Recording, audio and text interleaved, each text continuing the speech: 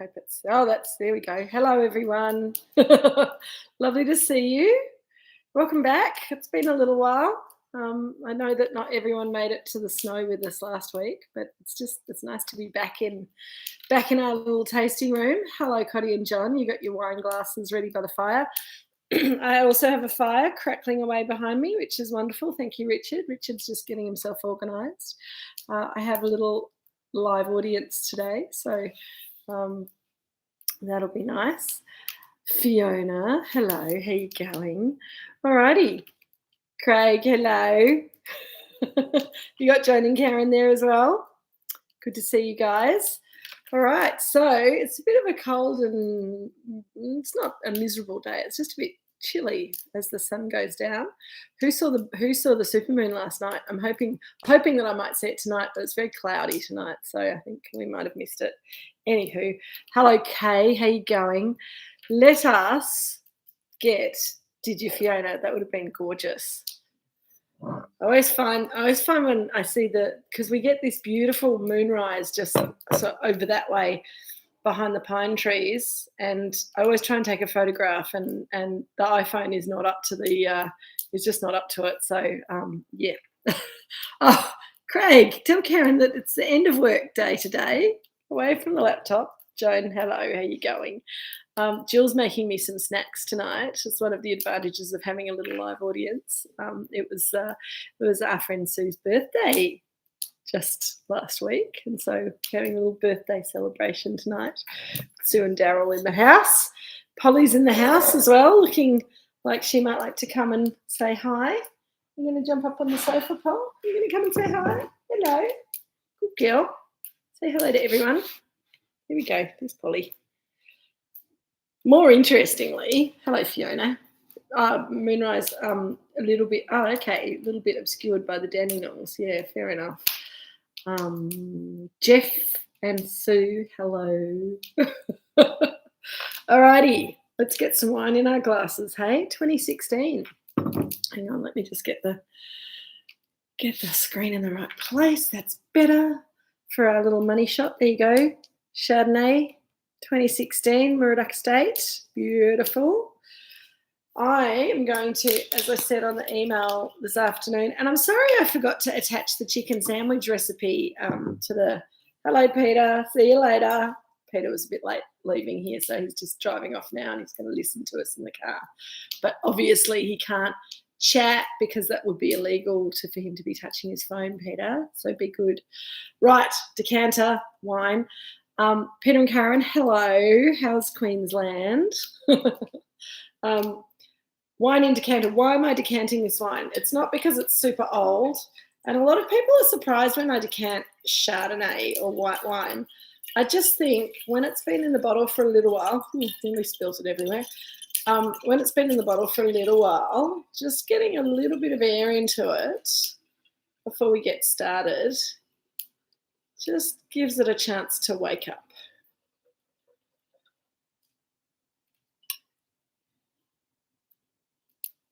There we go.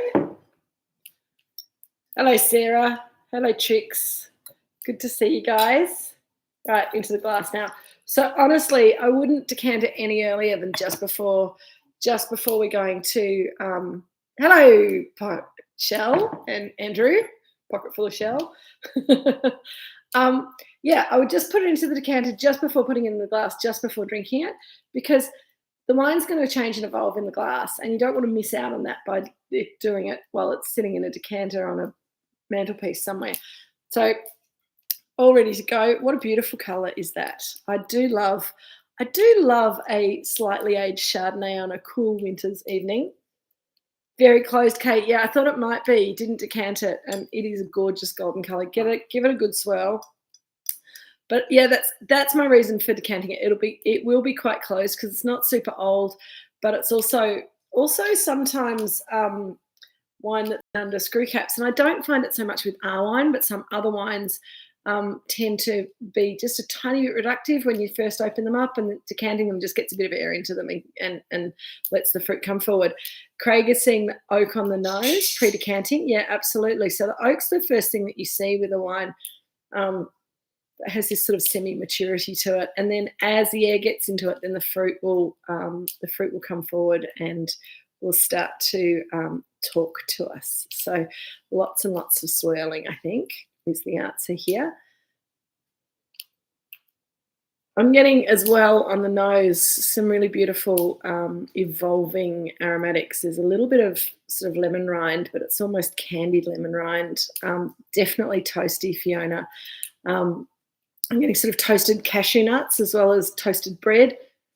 It's a little brioche kind of a note there. There's a slight caramelization of the flavours as well, but it doesn't look sweet at all. It just looks really kind of grown up and delicious on the nose. Anyway, see how it's opening up.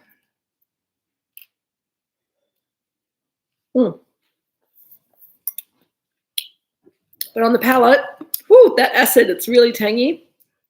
Yeah, absolutely, Cody. Some preserved lemon. There's a little saltiness there. Frodo's up on the sofa now. Where are you, Frode? I can't see you. He's laid down too fast. Hello, Zach, Jack, and Hannah. How are you going? Isn't this wine delicious? So the flavours are evolving. There's this beautiful lemon fruit, preserved lemon, dried lemon, all sorts of deliciousness. And then beautiful tangy acidity on the palate, which freshens it all up and brings that fruit forward again, which is really interesting because I think it looks more evolved on the nose than it does on the palate. The nose looks quite mature, particularly when it was first opened up. And I think as there's air getting into it, and also the color kind of makes you think, oh, that's going to be quite evolved because it is quite golden in color. So 2016 was a lovely vintage. We sort of look at the vintages and we kind of think 2012, 2013 as sort of a cool vintage and then a warmer vintage. And again, 2015 and 2016 was our two vintages that are a really lovely juxtaposition. And I think that if I remember correctly, and I probably should have looked this up earlier today, but things were a bit hectic earlier today. 16 was a slightly warmer vintage than 15. So a little bit more evolution on the nose is not surprising, but that nice tangy acidity is really lovely to see. Richard's just come into the room as well, so he'll be able to correct me if I said 16 was slightly warmer than 15, wasn't it? Yeah, good. I haven't completely lost my mind then. Hello, Craig. Your double brie is absolute match in heaven. Good. I do think these older Chardonnays, they work really well with aged Gruyere, as we've discussed before, but a double brie, a really kind of oozy double brie, creamy kind of cheese works really, really nicely with these evolved flavours more than a young Chardonnay. I think you need something with a little bit of age, a little bit of development. Hello, Sharpie and Rod and Anne and Mrs. Busher. Hello, guys. How lovely to see you. How nice. One of the things that I always kind of hoped that Drinks with Kate would evolve into would be friends getting together and doing Drinks with Kate so that you're not in the house just by yourselves. And I think it's really, really nice. So Kay's got chicken sandwich. Good. That's working really. Yeah. So this is a Chardonnay that's looking. Hello, Paul. I'm flanked by poodles now on the two sofas. Perfection with Penne al Salmone, fantastic shell. Yeah, I think this wine, because it's got so much depth and flavour and richness to it, but that really nice acid line as well, it works very well with highly flavoured food. So you can have, what are Fiona and Dave? David's going to cook a chicken and cashew stir fry with a light jiaoxing sauce and soy. Not soy. Okay, cool. The cashews will go really nicely with it, I think, Fiona. Is anyone making my retro Asian smoked salmon salad? I have made that before and it is very delicious, but I thought it was fun when I was looking up recipes from 2016 and that popped up and I went, oh yeah, that'll work. That would actually work really, really well. I do think also this wine would work very well with Karen and Joan into the oysters. Good work, Karen and Joan. Glad to see that Karen's come to the table finally. Or have the oysters gone over to the laptop as well? So it's everyone. Shall we wanted to try the salad, but it's been a week. Yeah, I know. What is going on with these weeks? I don't know. It's just like, relentless work and life and stuff. There's no lolling around making fancy dishes anymore. Jackie, classic cheese board here, aged Gouda, a Gruyere, and a Brie with Philippa's breadstick. Yum, would work really well with the flavours of the wine. Absolutely. And I think that with a Chardonnay that's got this much flavour and richness to it, it can cope with those creamy cheeses, the sort of the Bries, and it could even work quite nicely with a washed rind cheese like a what's it called? We were talking about Taleggio from Italy. I think that could even work quite well with this wine. So yeah, it's one that you can play around with different cheeses and stuff like that, but also with seafood, oysters, obviously, it would work really nicely with some steamed dumplings. It's a pretty versatile wine, actually. I don't think the only thing that I can think that would be really hard to match it to would be tomatoes, and probably red meat would be difficult. Sharpie and Rod, cheese to start with, then scallop, Mornay pies and garlic potatoes. That sounds awesome. Yum. Oh, Craig, been a terrible week. Had to do a Margaret River wine tasting last night for work. Oh, my goodness. That sounds outrageous. It must be nice to be coming back to some Mornington Peninsula Chardonnay now after all of that. John will be making Kylie Kong, soy, ginger, and honey chicken. That sounds like it will work very well, Coddy. I'm not sure if the wine will last, though. What did you taste? What did you taste, Craig, for your Margaret River wine tasting? I think Fiona's asking. Peter and Karen are having hot smoked salmon with creme fraiche and blinis. Very nice, but the Gruyere is best. Yeah, absolutely. Oh, Kay's lost me. I hope other people have still got me. Hopefully it's at Kay's end rather than at this end, but we have been having some slightly wobbly internet recently. Good. Fiona's still got me. Excellent. Oh, good. Excellent, Kay. I think maybe it was at your end, but anyway, glad to have you back. I'm getting also, and I know Dad's lit a fire, so there's a little bit of, thanks Peter and Karen and Jeff. Excellent. But there's a little bit of that struck match character in this wine, and this is something that's a little bit controversial here at Moorooduc, because people talk about looking for struck match in wine, and sulfides is where the struck match character comes from. And Dad is quite against that character in wine if you can avoid it. Would that be a fair thing to say, Dad? But I think that sometimes, and I think that the problem with that character is that a lot of people go chasing it too hard. And then, as Fiona says, it can be overwhelming if there's too much of it. And I think that that sulfide character can really make a Chardonnay smell. It smells interesting, but then it tastes quite bitter on the finish. This one, I think, there's a tiny bit of that there, but I think there's also a character that we get from our grapes here at Moorooduc Estate that give you that savouriness that people think that they're chasing sulfides and they think that's a Burgundian character, but it's actually, to my mind, the character that I'm seeing in this wine is a little bit different, and it's a character that I see that's a bit different as well in some good Burgundies. It's not a sulfide character, it's just a savouriness and a minerality that I think probably comes from the soil and from the fruit rather than from a winemaking anomaly. I know that's a little bit controversial, but I do think there's a little bit of that kind of savouriness in here, but it's not overwhelming. But the fire is a little bit smoky as well tonight, so that's probably accentuating it, which is nice. Dad's looking horrified. It's not bad, Dad. It's just, we super tasters find these, a bit sensitive to these things. It's all good. Chardonnay City. Chardonnay City. Nice, Pete. Yes, excellent. Just a hint. Yeah, it is nicely done. Jill's brought me a snack.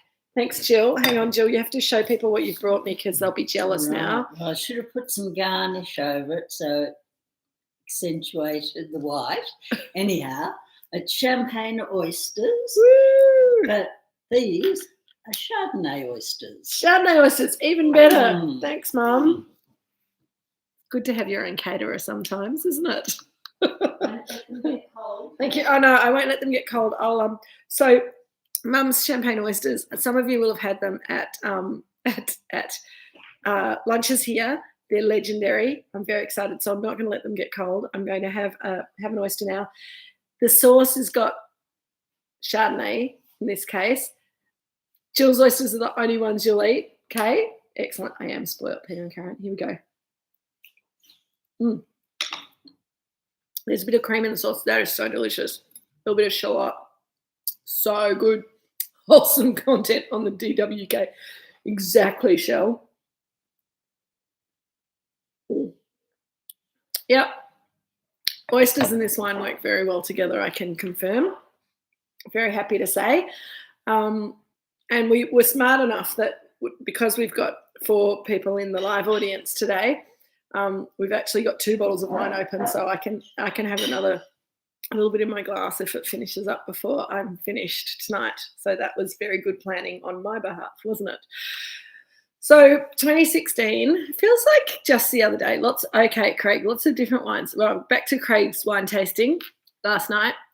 Lots of different wines, but it was at Mr. Percy's Wine Bar. Great wine list if you're in Sydney. The wines are a bit ho-hum, nice shardy, but Great Southern Pinot was too full-bodied. Yeah, I think that probably a lot of those Great Southern Pinots, it's just, I mean, it's cool, but it's maybe not quite cool enough for Pinot Noir.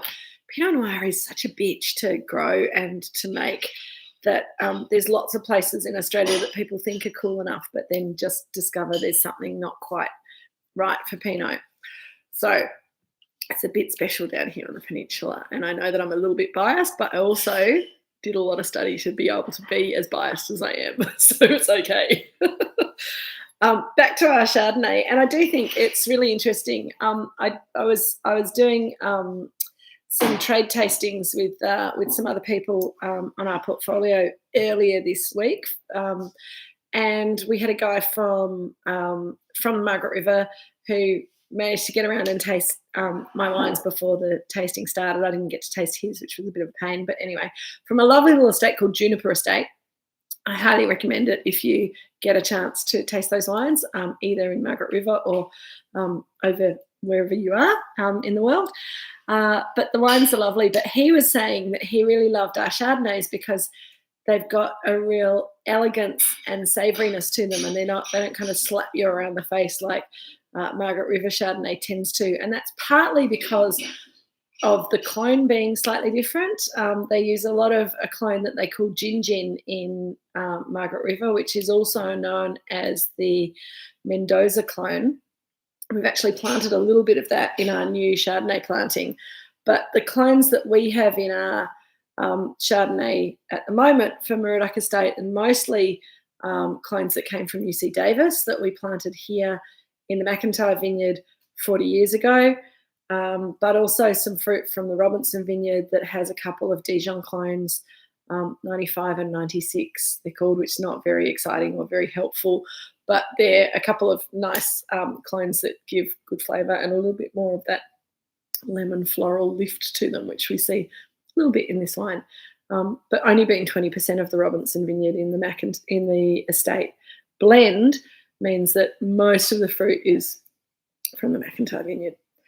Juniper has an amazing Merlot. Yes, I believe they do. I really like I haven't had it for years, and as I said, I didn't get to taste it earlier this week, so I'll have to make an effort to buy some. But they had a Malbec, I think, that was really delicious that Dad and I discovered when we went to Margaret River a million years ago. We hadn't heard of them, but their wines they're lovely people, and I think their wines are pretty delish too. All right, I'm going in for my second oyster because be rude not to. Delicious, Jill.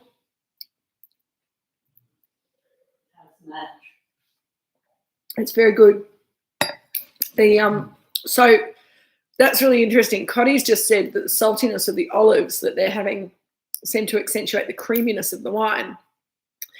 And inversely, because Jill's oysters had some Chardonnay in the sauce, but also some cream, the sort of the creaminess and tanginess of the sauce brings up more of the sort of the tanginess, the lemoniness of the wine, I think, and whereas the saltiness of the oysters brings out some of it. So you get all these kind of different flavours coming forward from the wine with all the flavours in the oysters. It's quite a complex flavour combination, and I think rather wonderful. Hello, Michael. Lovely to see you here. Love the wine. Aged Chardonnay never gets enough good press here in Australia. That's absolutely right. And you know what? I just want to say with these 2016s, when we were coming up with the box for this round, um, we were really kind of scratching our heads about what we were going to look at. And so these 16s, the Chardonnay and the Pinot Noir that we're going to have next week, we pulled off a palette that was a mixed palette of all sorts of different vintages of estate wine. So we didn't have huge amounts of any of them, and now we've got hardly any of them of this vintage. So it's a wine that it would have been, we keep thinking, well, gosh, it would have been nice if we kept, a palette of that back so that we could re-release it as an aged wine. But it's not practical, both with the amount of storage that we've got here at Moorooduc and also the cost of keeping wine back.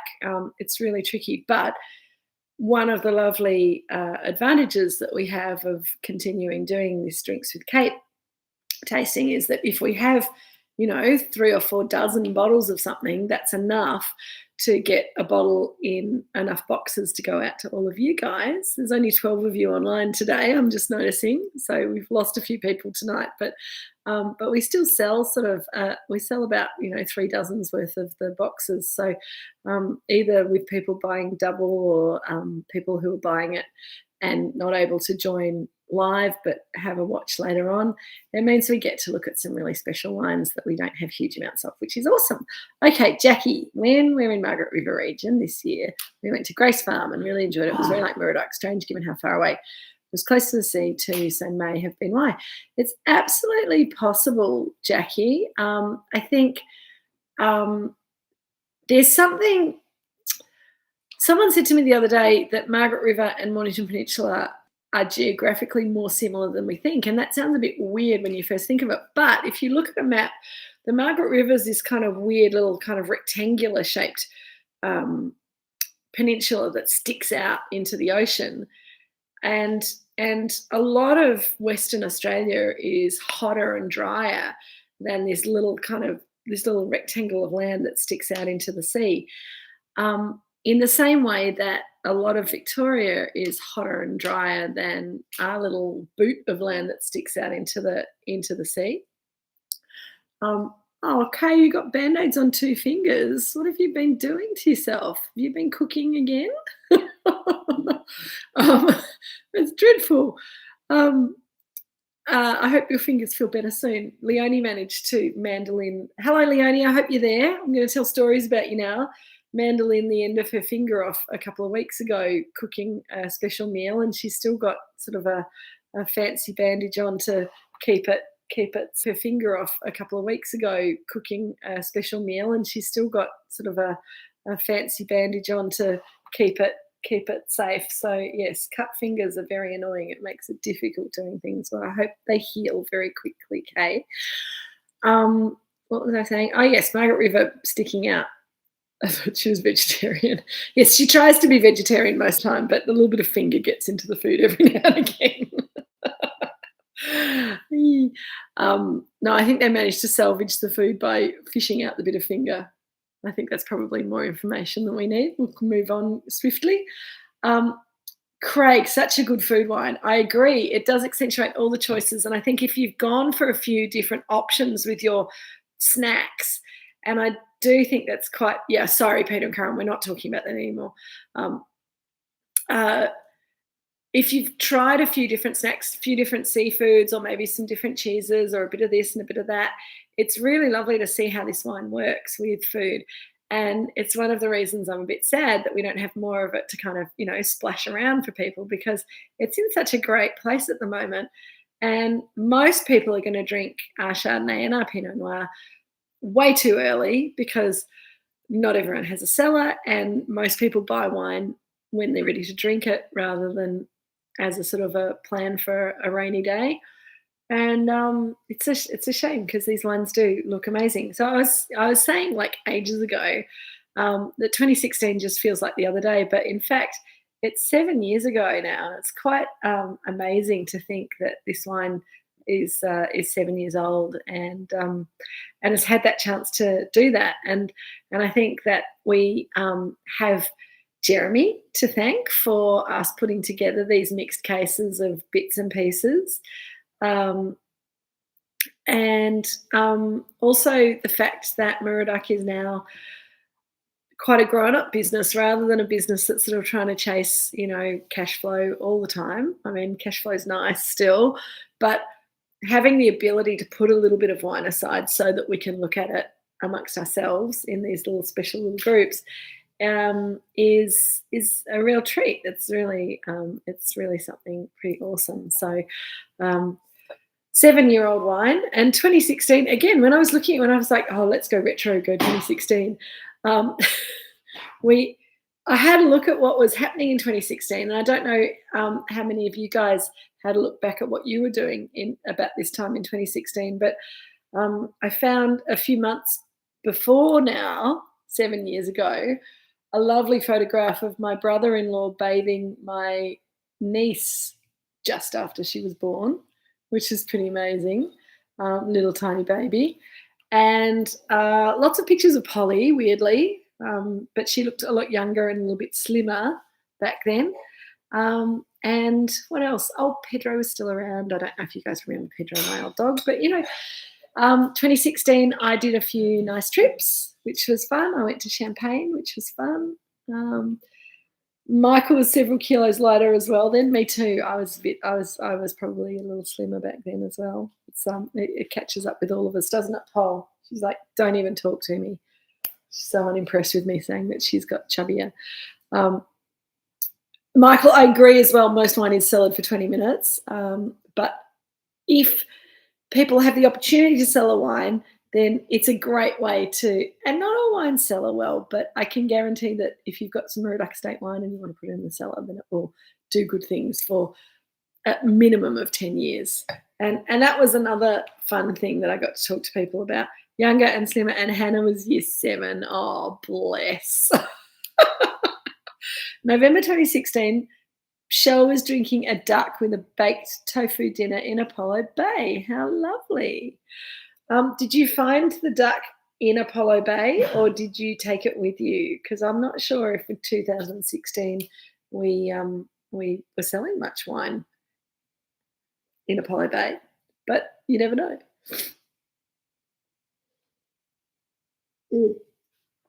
Okay, I need a little bit more out of my decanter, because have you noticed one of the things though that happens with older wine, when you open it up, it takes a little while to open up and then it looks fabulous. And then eventually, and mine just got to that stage, eventually it kind of just goes a little bit flat.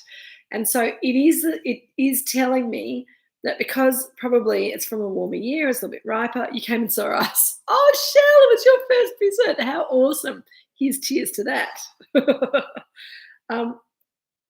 Yeah, so when you open it up and you let it get enough air, then all of a sudden the fruit kind of disappears and it goes flat. And then you need to drink it up quickly and put a little bit of fresh wine out of the bottle or out of the decanter into your glass, because that will freshen the glass.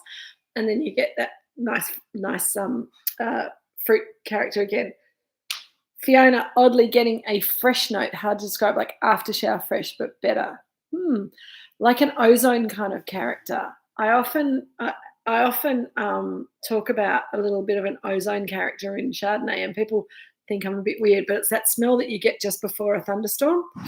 And it's a little bit, I think it's a little bit to do with the plants getting ready for the thunderstorm, and the air and the soil being often hot and dry. So maybe that's it, Fiona. It could be something else. There is a sort of, I think that lemony, citrusy kind of character is a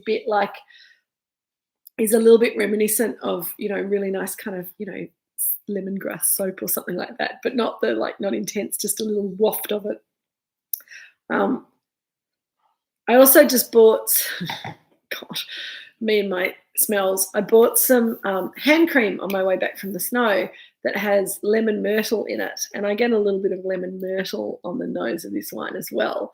And I'm not sure how many of you have smelt lemon myrtle, but it is a really beautiful kind of, it's lemony, but it's slightly vegetal, but this hand cream's also got lots of honey in it, and I'm getting honey. So it just reminds me all of a sudden of the hand cream that I've just bought, which sounds dreadful, but it's very subtle hand cream, and it's a really lovely smell.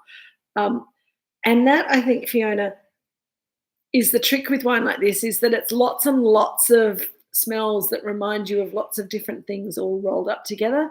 It's one of the amazing things about wine, and it's one of the first things that people ask me when they're learning about wine tasting, like, how do you get all those smells into the wine? Like, presumably you're not putting lemon and lemon myrtle and honey and wax and things into the wine. Of course we're not, but it's understandable that some people who don't understand the process might think that were the case, because, you know, when you talk about gin, then it's all about extracting all the aromatics from the spices that go into gin. Petrichor, Smell the First Rain, absolutely Jack and Zach. I think that is that's one of the things going on here. But if you one of the things that I've always found really amazing about grapes becoming wine is that they have, the grape juice itself has a lot of enzymes and aromats in them that are the same things that you get in those other fruits, which is why the wine smells of nectarines and lemon and mandarin and lemon myrtle, and all. They're the same compounds that you find in those things naturally turn up in the grapes. And then when you ferment them, then other aromatics come up because of the fermentation.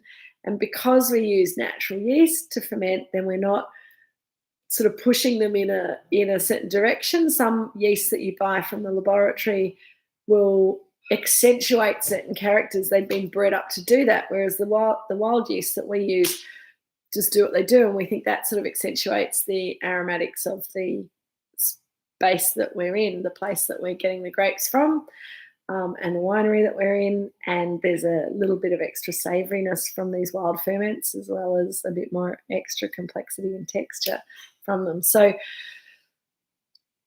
the way wine comes together is chemistry that is well beyond my ken, and I find it really fascinating to read about it and to think about it. I don't really understand it fully, but I can smell it and I can taste it. And I think that's the really cool thing about wine, is that it's very reminiscent of a mixture of lots of different things.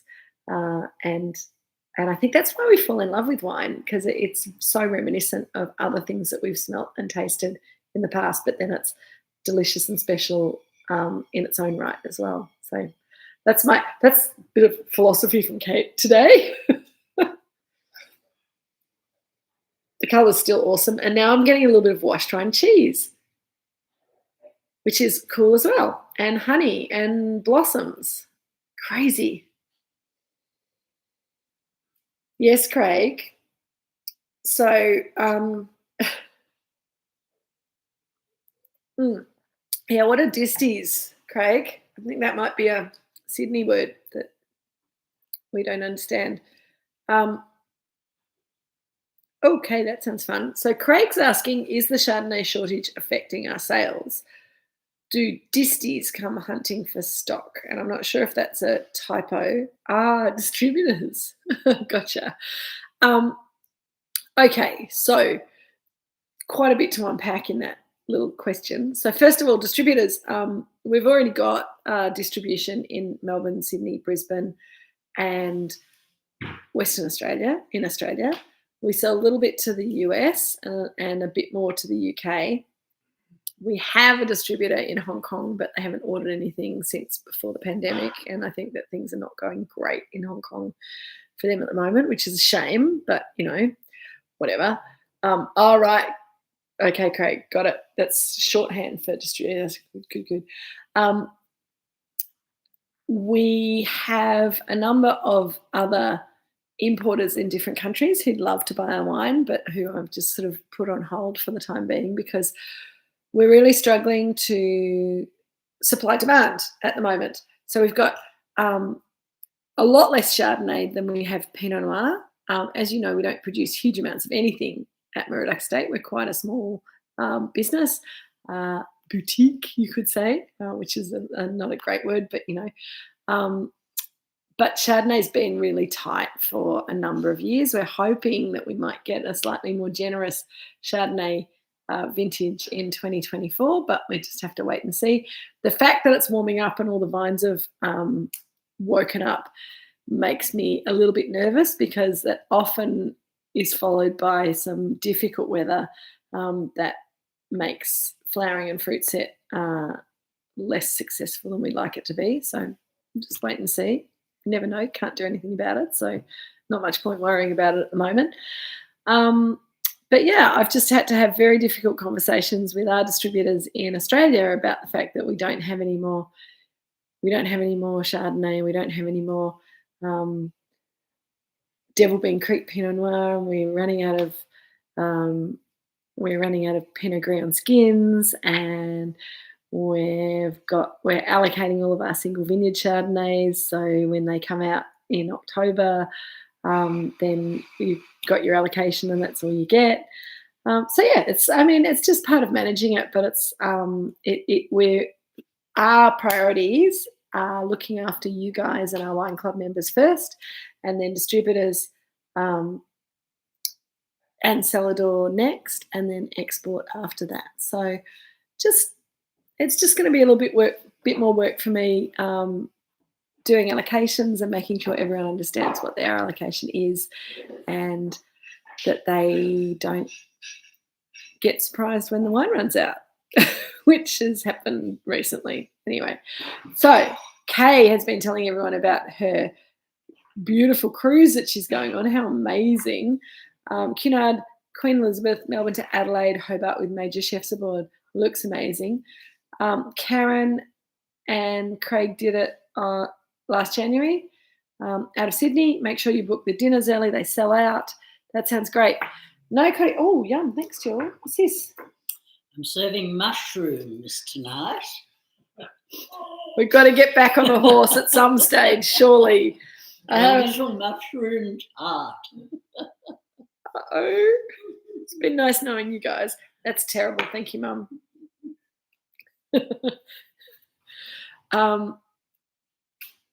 No, Cody, there is very little Devil Bean Creek Pinot Noir for quite a while.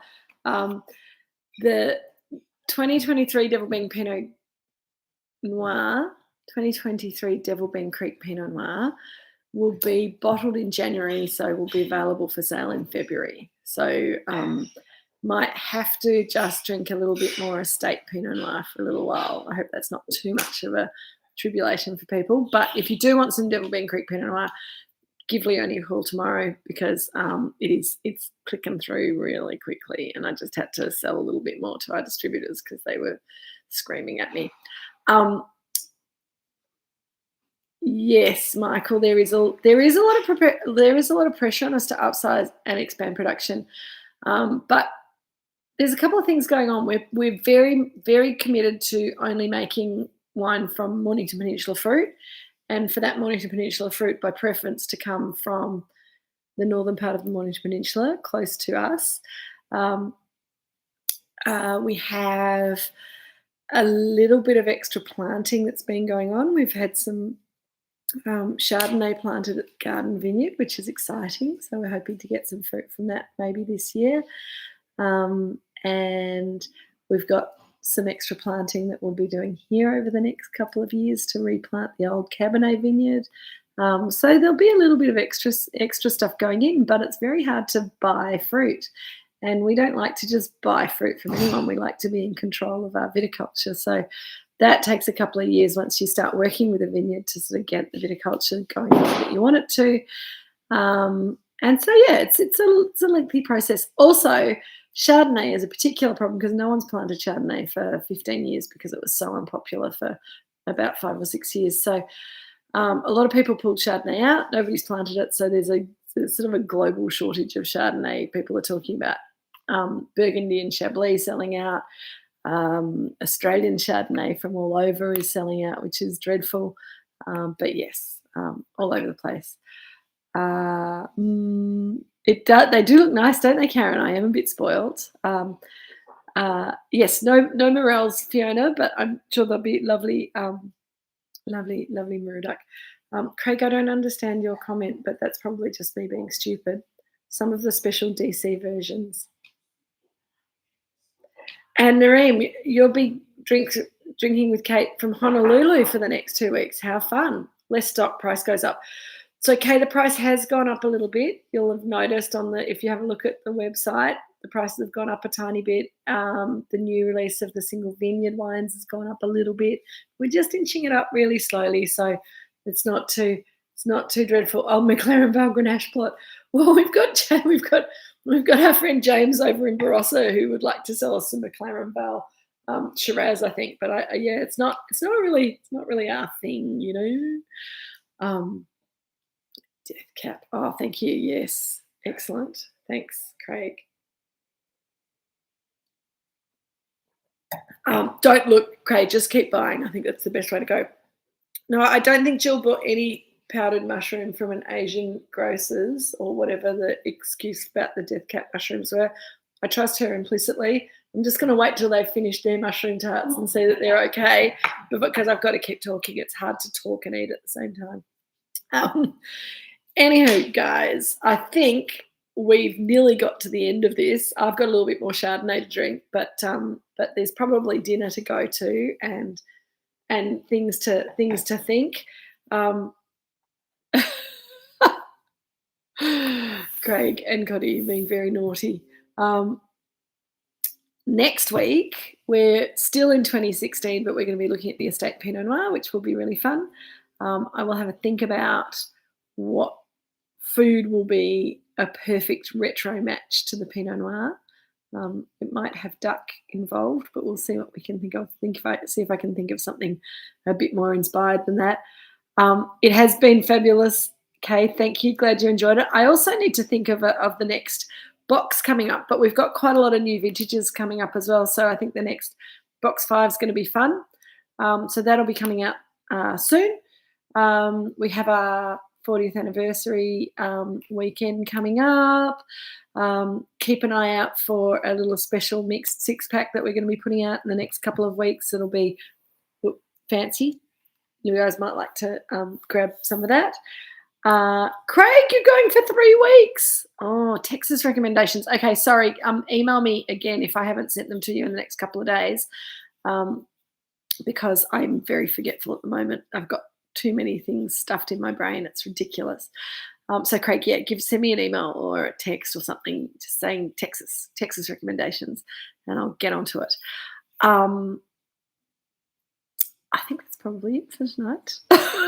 My brain just went completely blank for a second, so I think that's a good place to finish up. I will see you all back here again next week, except for Craig, who'll be gone for 3 weeks. Michael's also disappearing. Anyway, I'll look forward to seeing you all when you come back. The rest of you who are not going anywhere, I'll see you here next week. We will enjoy some delicious Pinot Noir. In the meantime, have a lovely evening. Have a great week. I haven't touched the mushrooms yet, Shell, so I hate to think what's going to happen when I've eaten them. Oh dear. Oh, I did enjoy my parents' company while I had it, but you know. All right, kids, I'm going to go. It's all getting very silly. It's been lovely, as always. Cheers. Enjoy. Keep drinking good Chardonnay. Another good one. I've still got half a bottle left too. Good work, Coddy. Have a fun trip, Craig and Michael and anyone else who's going anywhere. And I'll see the rest of you here. And it's all right. Everyone's okay over there. I'm going to go and eat my mushrooms now. Love you all. See you later. Bye.